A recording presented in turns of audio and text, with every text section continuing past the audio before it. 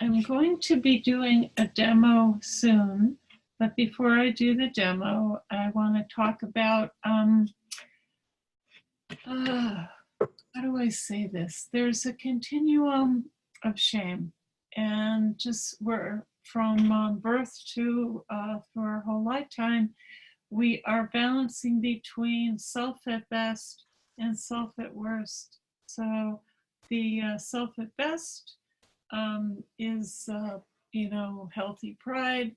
Self at worst is shame. And there's this continuum of shame that I'd like to tell you about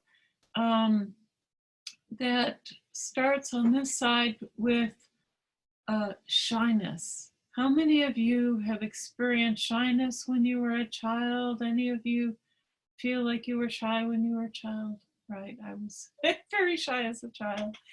I didn't know at the time that it had anything to do with shame, but shyness is over there.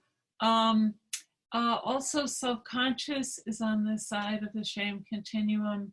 Embarrassed is over there.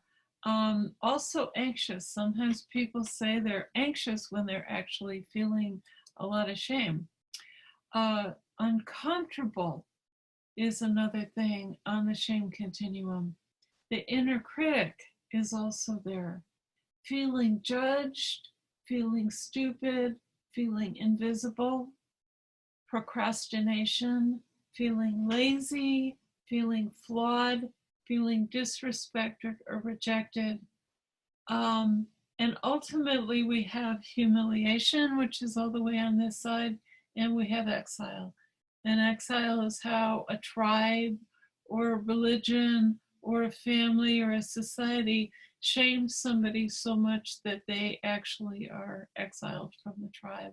So this is the shame continuum, and most people feel judged or disrespected or put down or even uncomfortable, and to have them understand that that is actually that is actually on the continuum of shame is a wonderful way to begin to talk about shame, because shame is invisible. If you try to talk to somebody about shame, they have shame that they have shame.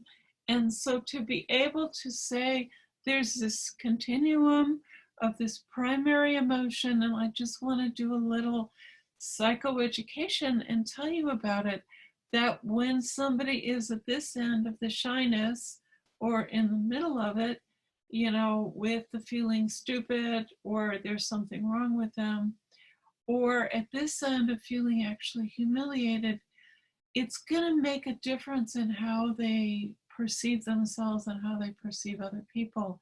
And so I start to talk about, do you ever feel shy, uncomfortable, disrespected?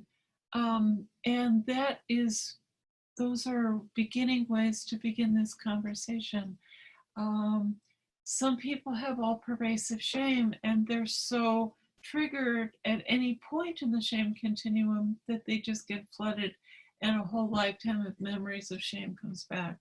And so what I try to do is I try to help them figure out, on the shame continuum, where can we start? Where can we start exploring when they feel put down, feeling misunderstood, the shyness? We start with kind of getting a little bit of, in the moment, what's it like to use that word? What's it like to share that word? So that's often where I start with people to do psychoeducation about shame.